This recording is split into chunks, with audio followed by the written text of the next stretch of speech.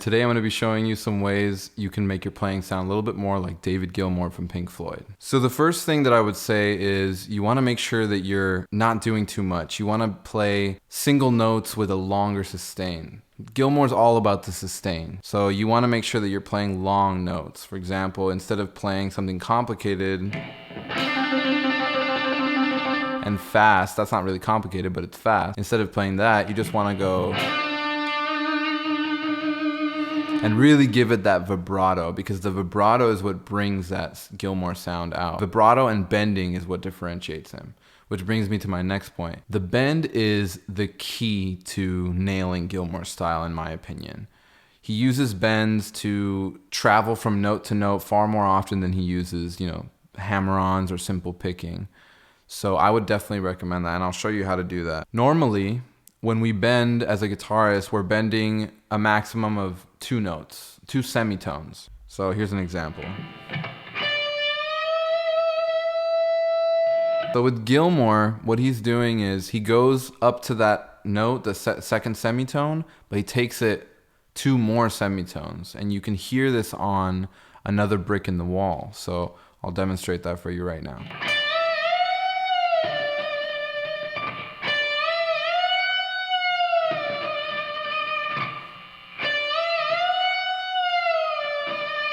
So if you see there what I'm actually playing, those are the notes. So I'm going 4 semitones up, which is just 4 frets. But I'm doing all of that just by bending. So when you hear that sound of bending up 2 semitones and then taking it another one, like you hear in Another Brick in the Wall, that's a signature Gilmour style.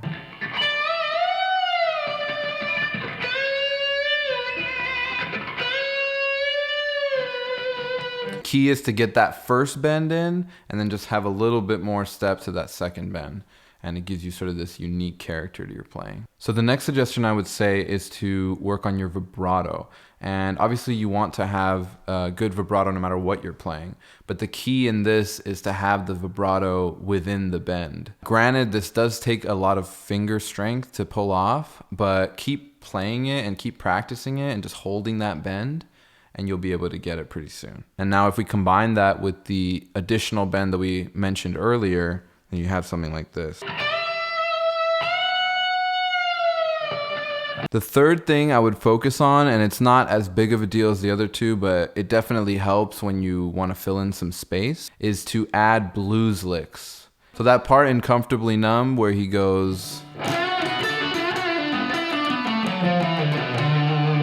that part is using those blues notes. So you want to fill those in every now and then, not so much that it sounds like a typical blues song, but just so it gives it that flavor. So the things you want to focus on, having long notes over fast notes, using a lot of vibrato at the top of the bend, and also using that extra bend to get some more notes in, like in Another Brick in the Wall. And then lastly, you want to fill in all of your spaces with some blues licks, or at least utilize the 3 notes that are next to each other in the blues scale. So now I'm going to use all those elements to show you how I can improvise a solo in the style of David Gilmour. I'm going to be using Juno DS, the pattern sequencer on there, and I'll be laying down some chords, some dreamy chords, maybe a bass, maybe some drums to make it sound like a Pink Floyd backing track, and I'm going to play for you over that in E minor.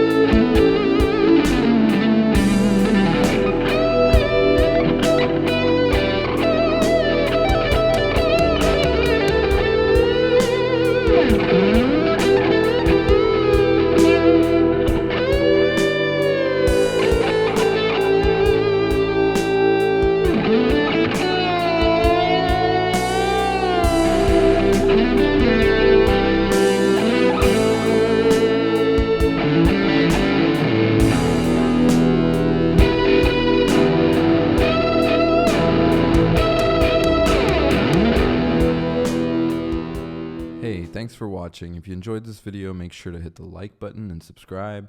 You can also follow me on Instagram and SoundCloud where I'll be posting original music. I also offer guitar lessons via FaceTime, so you can contact me on Instagram if you're interested in that. Thanks again, and I'll see you next time.